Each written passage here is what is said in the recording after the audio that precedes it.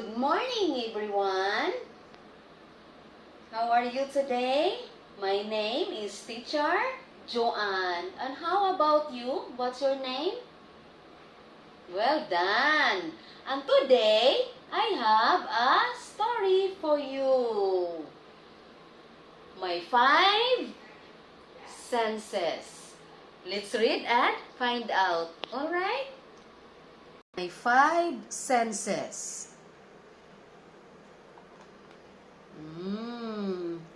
Maybe what are the 5 senses? Let's find out. What are the 5 senses?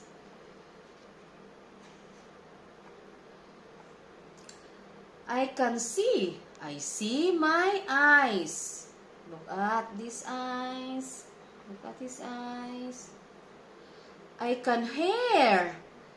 I hear with my ears.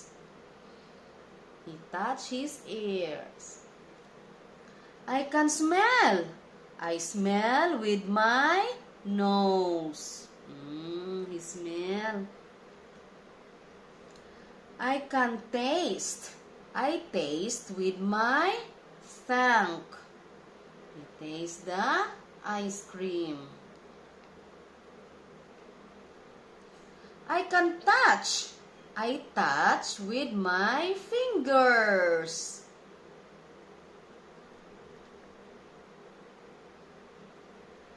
I do all this with my senses. I have 5 senses. When I see the sun or a frog. Oh, look at this frog. What happened to the baby? Or my baby sister, I use my sense of sight. I am seeing. Oh, you can see also your baby sister or baby brother. Use your eyes. When I hear a drum or a fire engine or a bird, I use my sense of hearing. I am hearing. Oh, you can hear if they have fire engine. When I smell soap or a pine tree or cookies just out of the oven, I use my sense of smell. I am smelling. When I drink my milk and eat my food, I use my sense of taste. I am tasting. Oh, he eat his food. When I touch a kitten or a balloon or water, I use my sense of touch. I am touching. Next. Sometimes, I use all my senses at once. Sometimes, I use only one. I often play a game with myself. I guess how many senses I am using at that time. When I look at the moon and the stars, I use one sense. I am seeing. He used his eyes to see the moon. Next. When I laugh and play with my puppy, I use 4 senses. I see, hear, smell, and touch. When I bounce a ball, I use 3 senses. I see, hear, and touch.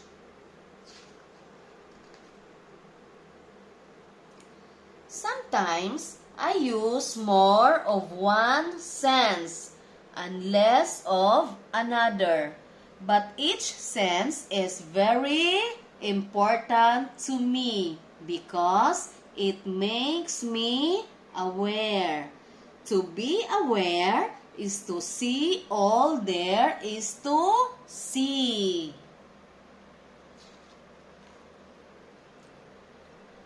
Hear all there is to hear.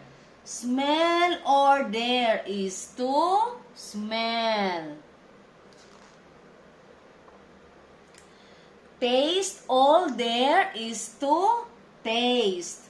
Touch all there is to touch. Wherever I go, whatever I do, every minute of the day, my senses are working. They make me aware. That's the end of our story today, my 5 senses.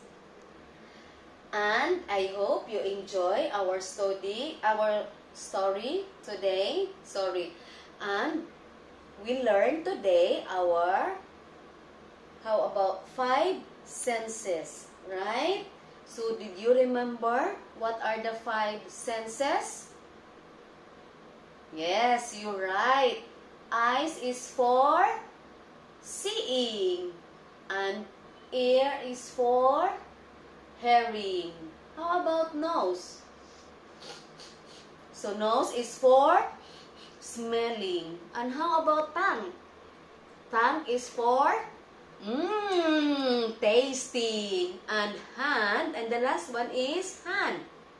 Hand is for touching. Alright?